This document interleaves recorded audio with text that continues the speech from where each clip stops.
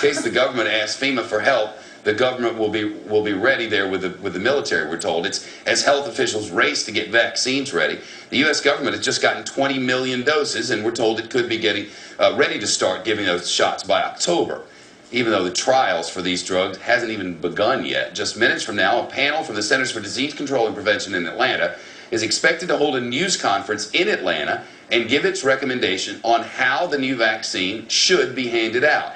We're keeping an eye on that news conference, and we'll let you know exactly what happens and all the developments from it. Our Brian Wilson is covering this. Brian, the military getting involved, that seems kind of drastic.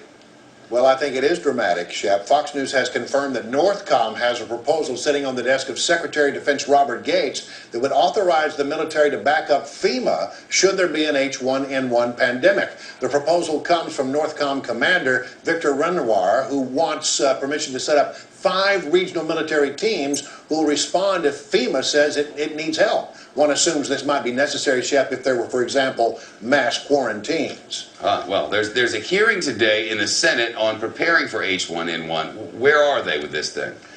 Well, the H1N1 vaccine is not completely ready. They do have some test doses they want to start testing. Won't be ready for a while, but they do begin to spin a campaign in the fall. Take a listen to what was said today. Clinical trials will occur over the next 2 months. But I think in the next month we will have additional information about the type vaccine that we would use. And within the next 2 months we will have a great deal more information about the actual virus itself and whether it has mutated as it has moved from the Southern Hemisphere back to the United States. And, Shep, those who should be at the front of the line, adults 19 to 24, we're beginning to hear, because it seems that the H1N1 hits young people the hardest. Yeah, I guess they saw that here in the United States, but were they seeing that in outbreaks in other parts of the world as well? I mean, we've learned a lot about this thing recently. Well, the problem is it keeps changing, and that is the real issue here, is that this one morphs and mutates and comes back in different ways, so they have to be very careful, but they think right now the people at greatest risk are young people 19 to 24.